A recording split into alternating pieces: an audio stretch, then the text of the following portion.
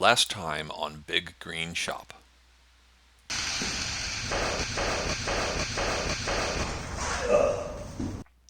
And now, the exciting conclusion. The last time I took the Mustang racing, I had a little bit of an accident. That's me in the green car, and that black car is being driven by the national director for our racing series.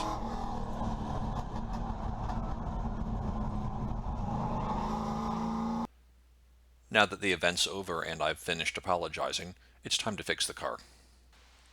The Mustang's fender comes off easily. Just remove a half dozen bolts and it lifts right off. With the fender removed, I could confirm that the chassis wasn't damaged.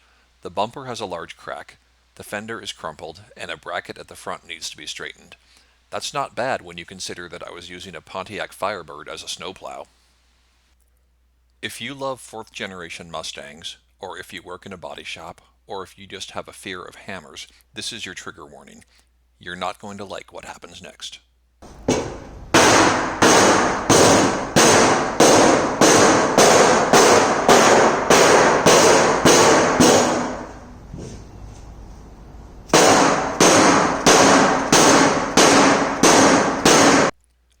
This went on for a while, so let's skip ahead. With the upper curve restored to pristine condition, I moved on to the smaller wrinkles and tears. These are all at mounting bolt locations, so it is important that I get them factory correct if I'm going to have any chance of getting the panel gaps set correctly. I'm sorry, I can't say that with a straight face.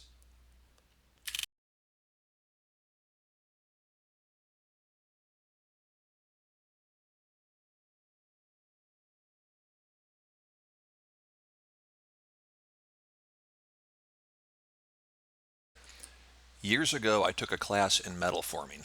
This is a technique that I developed independently and which my instructor referred to as, "No, no, no, no, no, what the hell do you think you're doing?"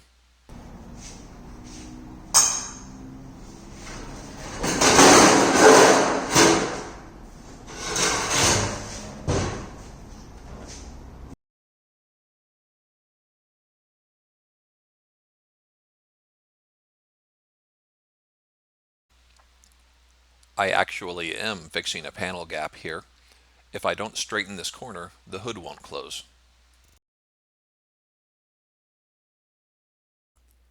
The metal around this mounting hole is stretched and wrinkled. The only way to get it back to the correct shape is to shrink it. Just hammering on the metal will only make the problem worse. Each hit of the hammer will squash the metal thinner, which just stretches it even more. It's like pressing down on a piece of bread dough or silly putty. To shrink the metal, you need to find a place where the metal is tented up. Place the dolly under the base of the tent and hammer down on the peak of the tent. This will force the metal flat, and at the same time the metal that was stretched thin will be compressed and become thicker again. If you want to try this method, start with a piece of scrap. You'll likely ruin your first piece, but after a while you'll get the hang of it.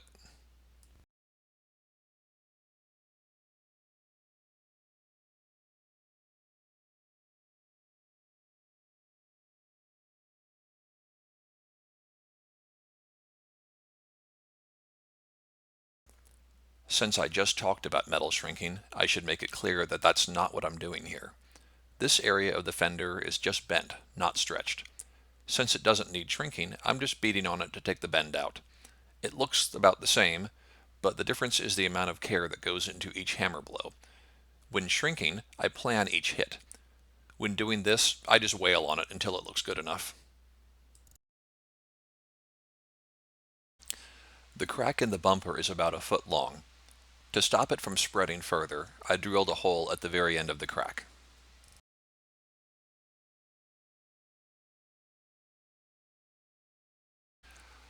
I could repair the bumper with plastic welding, but it would take a long time and it would probably break the next time I rubbed somebody on track. So instead, I decided to use drift stitching. It's quick and it's cheap.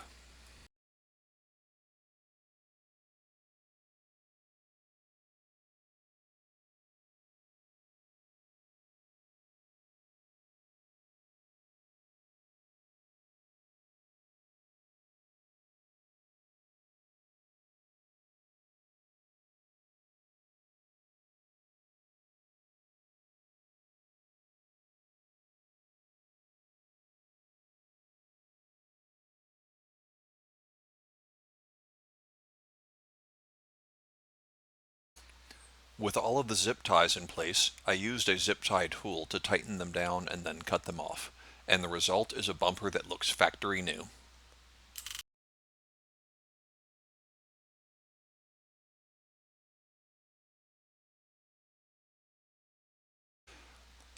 The last step is to install the headlight covers.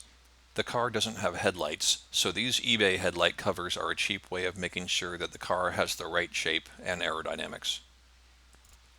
I could build a quick connect system for these, but it would probably get destroyed, so I prefer to just tape them in place.